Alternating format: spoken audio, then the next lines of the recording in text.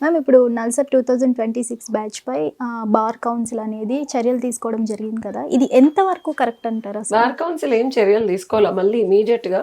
Okay. మీరు latest update చదివారో లేదో, so ఏదైతే జడ్జ్మెంట్ ఇచ్చారో వాళ్ళ ఎన్రోల్మెంట్ ఆపేయమని విత్డ్రా చేసుకొని వాళ్ళు ఎక్కడ కావాలంటే అక్కడ ఎన్రోల్ చేసుకోవచ్చు అని చెప్పి ఇమీడియట్ గా బార్ కౌన్సిల్ వాళ్ళు ఇచ్చిన ఉత్తర్వులు జారీ చేసిందని విత్డ్రా చేసుకున్నారు. అసలు ఎందుకు బ్లాక్ లిస్ట్ లో పెట్టారంటారు మ్యామ్ వాళ్ళని? నాల్సర్ అనేది ఒక ప్రప్రథమమైన అంటే ఐఐటీస్ ఎట్లా అయితే ఉంటాయో మనకి ఇంజనీరింగ్ లో ఇండియాలో టాప్ నాచ్ లా స్కూల్స్ అనమాట నాల్సర్. ఓకే ఓకే, సో వాళ్ళు కాన్స్టిట్యూషన్ ని ఫండమెంటల్ రైట్ ని వాళ్ళు యూజ్ చేసుకోవడం తప్పలేదు. కానీ ఒక జడ్జి గారి పొజిషన్ లో ఉన్న ఒక ఆయన చెప్పిన వ్యాఖ్యల్ని పర్సనల్ గా తీసుకొని ఆయన క్యారెక్టర్ ని కానీ ఆయన బిహేవియర్ ని కానీ టార్గెట్ చేసి ఆయనని రావద్దంటాం. ఆయన సూర్యకాంత్గా రావట్లేదు, ఒక జడ్జిగా చీఫ్ జస్టిస్ ఆఫ్ ఇండియాగా వస్తున్నారు. అండ్ ఇది కొత్త కాదు, ఇది అంతకుముందు లాస్ట్ సో మెనీ ఇయర్స్ నుంచి నాల్సర్కి one of the supreme court chief justice ని పిలవటం అనేది సర్వసాధారణం.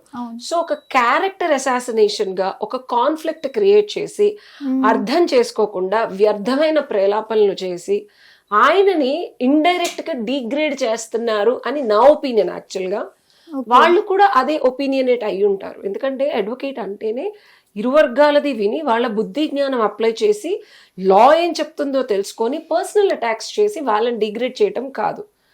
అక్యూజ్డ్ అయినా క్లయింట్ అయినా ఇద్దరికి మనం ఈక్వల్ గా జస్టిస్ చేయడానికి ట్రై చేస్తాం. పూర్వాపదాలను గమనించి అక్యూజ్డ్ అయినంత మాత్రాన వాళ్ళు హంతకులని కాదు, ఫ్యాక్ట్స్ ఆఫ్ ద కేసు చూసుకుంటూ మనం వాళ్ళు కాదు, ఎందుకంటే ఎవిడెన్స్లు చూసుకొని కాదు అంటే కాదు అని ప్రూవ్ చేయొచ్చు. ఇప్పుడు చీఫ్ జస్టిస్ గారు చేసిన తప్పేంటి? ఆయన ఎందుకు టార్గెట్ చేస్తున్నారు? అసలు వీళ్ళు ఈ ప్రొఫెషన్లో ముందుకెళ్ళాలి అంటే ఇట్లాగా అంటే పెద్దవాళ్ళని కానీ ఒక మంచి పొజిషన్లో ఉన్న వాళ్ళని కానీ ఒక గురు సమానుల్ని కానీ రెస్పెక్ట్ చేయని ఎడల వీళ్ళు ఈ ప్రొఫెషన్లో ఎలా సక్సెస్ అవుతారు? అవటం అనేది సత్యమే, కానీ ఒక కంట్రీని కాపాడేలాగా అవుతారా? క్రిటిసిజం చాలా ఈజీ చాందిని. నోరున్నోడు, ఫోన్ ఉన్నోడు, అందులో రీఛార్జ్ చేసుకున్నోడు, నెట్ వాడేవాడు, అది లేకపోయినా పక్కింటోడి వైఫై అన్న వాడి ఒక క్రిటిక్ గా ప్రతి ఒక్కడు మారుతున్నాడు. అంటే వాడికి బుద్ధి జ్ఞానం ఉండక్కర్లా, జస్ట్ పలకటానికి ఒక గొంతు, తిట్టటానికి ఒక ఆగ్రహం, తెలియజెప్పడానికి ఒక ప్లాట్ఫామ్, ఈ మూడు ఉంటే చాలు కదా ఇవాళ రేపు. అవునా? ఎవడైనా తిట్టేవాడే. కన్స్ట్రక్టివ్ క్రిటిసిజం చేయాలంటేనే కదా పుర్రవాడాలి. అలా చేయగలిగే స్థితి గతి స్తోమతలో ఉన్న స్టూడెంట్స్ చేయలేకపోవడం అనేది బాధాకరం అనేది బీసీఐ ఫీల్ అయి ఉండొచ్చు. సో మళ్ళీ ఫండమెంటల్ రైట్స్ వైలేషన్ అవుతుంది, స్టూడెంట్స్ అట్లా చేయకూడదని ఇమీడియట్ గా విత్డ్రా చేసుకున్నారు. That's different scenario. బట్ ఇక్కడ నేను అనేది ఏంటంటే క్రిటిసిజం ని కాంట్రిబ్యూషన్ గా మార్చాల్సిన బాధ్యతాయుక్తమైన ఫ్యూచర్ అడ్వకేట్లు ఇట్లా చేయడం చాలా బాధాకరణం.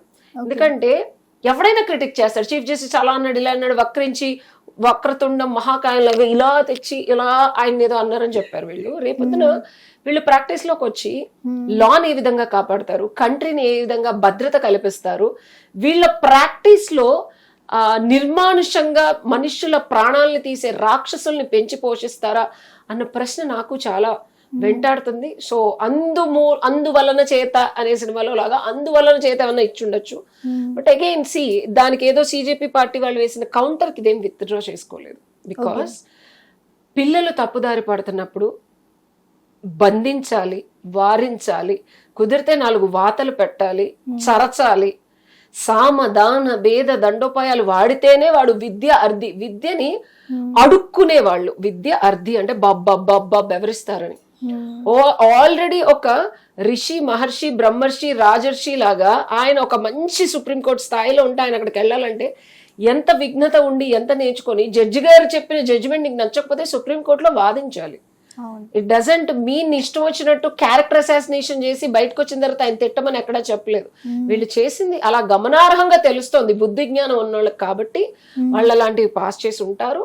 అండ్ అనవసరంగా వీళ్ళ జీవితం ఎందుకులే నాశనం చేయడం. మళ్ళీ ఏదైతే మోడీ గారు ప్రొటెస్ట్ లో పిల్లల్ని ఎలా అయితే వారించి వాళ్ళకి నచ్చ చెప్పారో అలాగే ఈ పిల్లల్ని కూడా వారించి నచ్చ చెప్పడానికి వీలుగా, అండ్ ఆ పిల్లలు కాదు అక్కడ వేరే వాళ్ళు ప్రలోభ పెట్టి పిల్లలందరినీ ఇలా చేశారని చెప్పి అక్కడ రాశారు.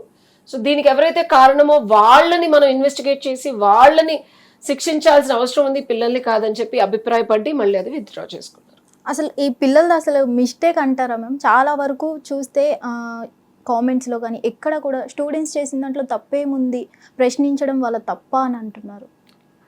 బాధ్యత, మళ్ళీ చెప్తున్నా, క్రిటిసిజం వర్సెస్ ఇందాకేం చెప్పాను నేను, రెస్పాన్సిబిలిటీ.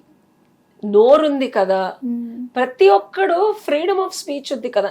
నువ్వేం చేసావు, నువ్వు ప్రశ్నిస్తున్నావురా, నన్ను క్వశ్చన్ అడుగుతున్నావు, మనం ఈ సెటప్ లో ఉన్నాము అండ్ నీ మీద ఎంతో కొంత నాకు ఇష్టమో ప్రేమో చెప్పాలన్న బాధ్యతో నేను యాక్సెప్ట్ చేశాను కాబట్టి చెప్తాను. లేకపోతే బొక్కను పడితే నేను ఎందుకు సమాధానం చెప్తాను? రోడ్డు మీదకి వెళ్ళి నోటికి వచ్చినట్టు అరిసామనుకో, కుక్కలు అరుస్తే నేను వెళ్ళిపోతానా, నీకు సమాధానం చెప్తాను? అంతే. కుక్కలు అరుస్తా ఉన్నాయి, మీరు సమాధానం చెప్పండి అని ఇంకొక కుక్కలు అరుస్తున్నాయి అనుకో, దేని పట్టి ఒక బాధ్యత కలిగి నేను ఒక రెస్పాన్సిబుల్ హైకోర్టు సుప్రీంకోర్టులోనో పనిచేస్తున్న అమ్మాయిని అనుకో, నేనేం చెప్తాను?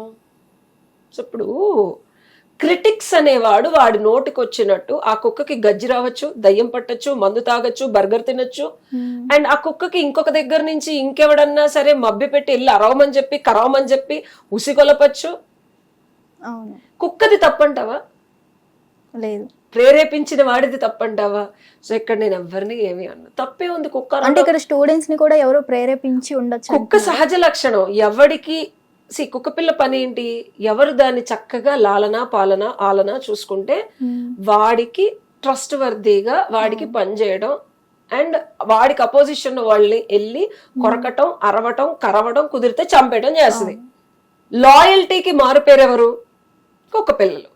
సో ఈ కుక్క పిల్లలు అరుస్తున్నాయి కరుస్తున్నాయి అంటే కుక్క పిల్లలు ఎప్పుడు మనం తప్పు పట్టకూడదు. వాటికి ఎవరు ఫుడ్ పెడుతున్నారు, ఆ డబ్బులు ఎక్కడి నుంచి వస్తున్నాయి, ఆ ఫుడ్ పెట్టే పరిస్థితులు ఎక్కడున్నాయి, ఆ ఫుడ్ వీళ్ళు తింటున్నారు కాబట్టి తినదని కుక్క పిల్లలు కూడా చెప్పకూడదు మనం. కుక్క పిల్లలు కదా, తెలియదు వాటికి, చిన్నపిల్లల అన్నమాట. So they don't know. అరుస్తాయి, కరుస్తాయి, కుదిరితే ధ్వంసం చేస్తాయి, పిక్కలు పట్టుకొని లాగేస్తాయి, తిక్కగా బిహేవ్ చేస్తాయి. సో దాని యజమాని అడగాలి వెళ్ళి, ఆ కుక్క పిల్లలు ఎక్కడి నుంచి వచ్చాయి, ఆ యజమాని ఎవరు? యజమాని ఒకళ్ళు ఉంటారు ఒక్కొక్కసారి, కానీ మాట్లాడితే ఆ కుక్క పక్కింటి వాళ్ళ దగ్గరికి వెళ్ళి చికెన్ తిని వస్తూ ఉంటుంది.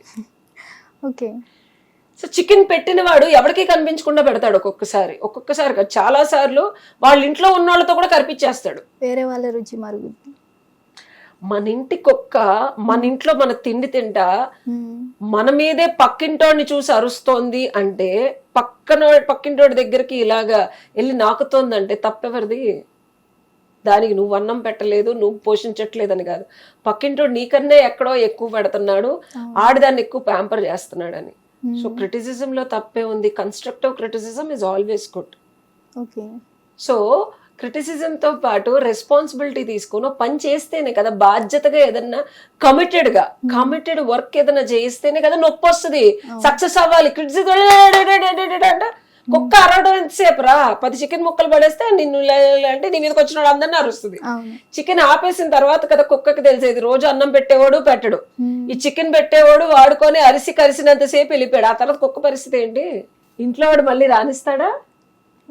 అరే నువ్వు పక్కనోడిని చూసి నన్నే కలిసేవారు అబ్బాయి అని ఇంట్లోంచి బయటకు వెళ్తాడు.